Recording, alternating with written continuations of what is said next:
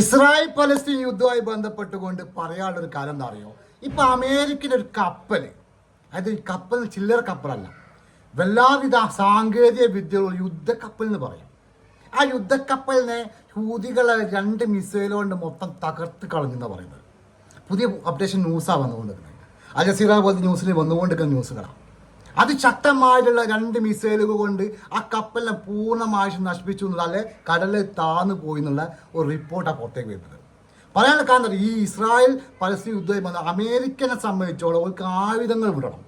ആയുധങ്ങൾ കൊടുത്തുകൊണ്ട് എന്താ അറിയോ, ഓരെ സംബന്ധിച്ച് അവർക്ക് ടാർഗറ്റുണ്ട്, ശക്തമായ ടാർഗറ്റ്. എന്താ അറിയോ, പലപ്പോഴും പറയുന്നതാണ് ഈ സൗദി അറേബ്യ, അതുപോലത്തെ സൗദി അറേബ്യ പോലത്തെ രാജ്യങ്ങൾ, എന്താ പറയുക, അറബി രാജ്യങ്ങൾ, മുസ്ലിം രാജ്യങ്ങൾ തന്നെ ഈ അമേരിക്ക പറയുമ്പോൾ ചാടിക്കടക്ക കുഞ്ഞിരാമ എന്ന് പറയുന്ന രൂപത്തിലുള്ളൊരു കളയാണ്.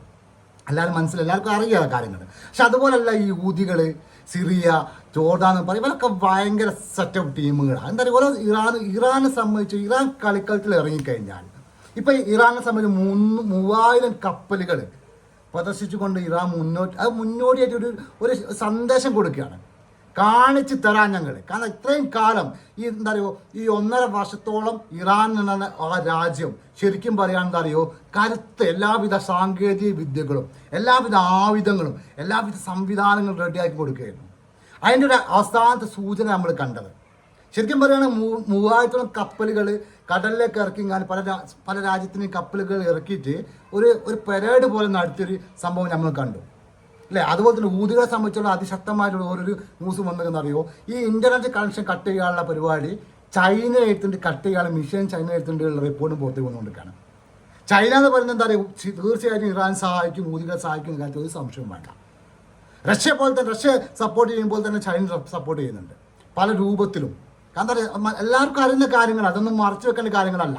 ശരിക്കും പറയുകയാണെങ്കിൽ ഈ ട്രംപിൻ്റെ എല്ലാ വിധത്തിലുള്ള കൊമ്പും ഇല്ലാതാവും. കാരണം അറിയോ, ഒരു ചെറിയൊരു പ്രദേശത്തെ, എന്താ പറയുക, കുറഞ്ഞ കിലോമീറ്ററുള്ള ചെറിയൊരു പ്രദേശത്തെ ഒന്നും ചെയ്യാൻ പാവപ്പെട്ട ആൾക്ക് കൊല്ലാനല്ലാതെ ഒരു ബന്ദികളെ പോലും മോചിപ്പിക്കാൻ കഴിയാത്ത ഇസ്രായേലിൻ്റെ നരഭോജികൾക്ക്, അത് ലോകത്തിലെ വലിയ നമ്പർ 1 രാജ്യമായിട്ടുള്ള അമേരിക്കയും സിംഗിടിമാരും എന്നാണ്ട് ഒരു എന്താ പറയുക, ഒന്ന് തൊടാൻ പോലും പറ്റാത്തൊരവസ്ഥ എന്ന് പറയുന്നത് ഭയങ്കര ദയനീയാവസ്ഥ തന്നെ. ശരിക്കും പറയുന്നത് കാലം തെളിയിച്ചു വരും. ഇസ്രായേൽ എന്ന രാജ്യം നശിച്ച് നാറാളം കെടും. അമേരിക്കൻ സ്ഥിതി അത് തന്നെ വരാൻ പോകുന്നത്. അമേരിക്ക ഈ 1ാം സ്ഥാനം എന്നുള്ളത് താഴോട്ട് പോയിട്ട് 30ാം സ്ഥാനത്തേക്ക് വരാൻ അധികം സമയമൊന്നും വേണ്ട, അധികം കാലങ്ങളൊന്നും വേണ്ട. ശരിക്കും സംഭവിച്ചുകൊണ്ടിരുന്ന കാര്യങ്ങളാണ്. ഇറാൻ കളിക്കളത്തിലേക്ക് ഇറങ്ങി കഴിഞ്ഞാൽ കളിൻ്റെ ഗതി മാറും. എല്ലാവർക്കും വീഡിയോ ഇഷ്ടപ്പെട്ടാൽ ഷെയർ ചെയ്യുക, സപ്പോർട്ട് ചെയ്യുക. അതുപോലെ തന്നെ എൻ്റെ വീഡിയോ യൂട്യൂബ് ചാനൽ എല്ലാവരും സപ്പോർട്ട് ചെയ്യുക, എന്തായാലും സബ്സ്ക്രൈബ് ചെയ്യുക. എൻ്റെ വീഡിയോസ് കിട്ടണമെങ്കിൽ നമ്മൾ ഓൾ എന്നുള്ള ഇത് സംഗതി നിൽക്കുക, സപ്പോർട്ട് ചെയ്യുക. കാരണം എന്താ അറിയോ, എൻ്റെ പുതിയ യൂട്യൂബ് ചാനൽ ഉണ്ടായിരുന്നു ആദ്യം, അത് പോയിപ്പോയതാണ്. സോ എല്ലാവരും സപ്പോർട്ട് ചെയ്യുക. Thank you very much.